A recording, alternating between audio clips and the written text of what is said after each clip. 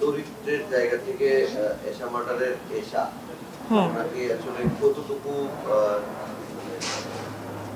ধারণায় গেছে? কারণ একটা চরিত্র আসলে অনেকদিন এনাফ করার প্রয়োজন হয় বা একটা হুম মানুষ অনেকদিন সেটাকে চিন্তা করে। সেখান হুম থেকে আপনি কি ভাবছেন যে স্ক্রিনে সিনেমা দেখার পর এশার চরিত্র দর্শককে ভাবাবে এমন কোনো নাকি আছে কিনা একটু বলুন। স্ক্রিনে চরিত্রটি দেখার পর আমি বললাম না আমাদের সবার মধ্যে এশা আছে। প্রত্যেকটা মেয়ের মধ্যে একজন করে এশা আছে এবং তারা আসলে জানে আ তারা ফেস করে অনেক কিছু সমাজের অনেক কিছুই অনেক নেগেটিভ কিছু প্রতিদিন আমাদেরকে প্রত্যেকটা মেয়ের ফেস করতে হয়। সে যেই সেক্টরেই থাকুক না কেন।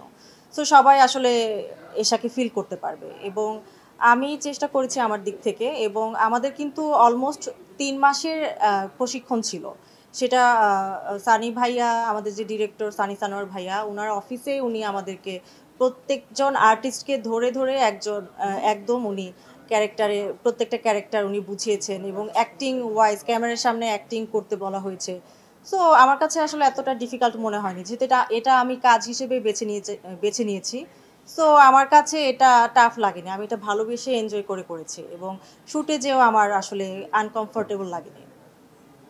আপু একটু জানতে চাই আপনি অভিনেত্রী বাঁধনের সঙ্গে কাজ করেছেন তার সাথে কাজের অভিজ্ঞতা যদি আসলে শুধু তো এশাকে খোঁজা হচ্ছিল তা না।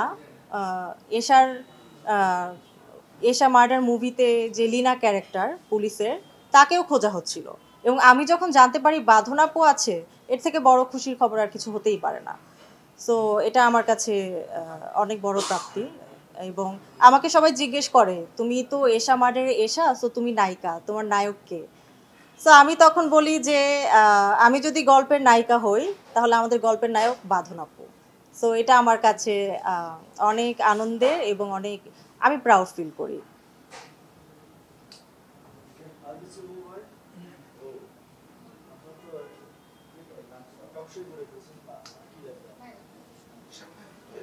হ্যাঁ, ও ওই যে সামনের ব্যস্ততা আর কাজের ব্যস্ততা একটু জানাইতে ভালো হয়।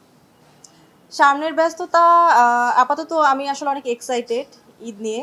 সো ঈদের মতো সময়ে আমার ১ম মুভি রিলিজ হচ্ছে। এর থেকে বড় আনন্দের আর কিছুই হতে পারে না আপাতত আমার কাছে। এবং আ আ অনেক ভালো, ভালো মুভি আসছে।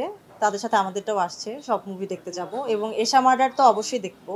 এ সবাইকে নিয়ে দেখবো, ফ্যামিলি নিয়ে দেখবো, ফ্রেন্ডস নিয়ে দেখবো। এবং আমি এক্সাইটেড। এত সুন্দর একটা সময়ে আমাদের মুভি এশা মার্ডার রিলিজ হচ্ছে। একটা জিনিস জানতে চাই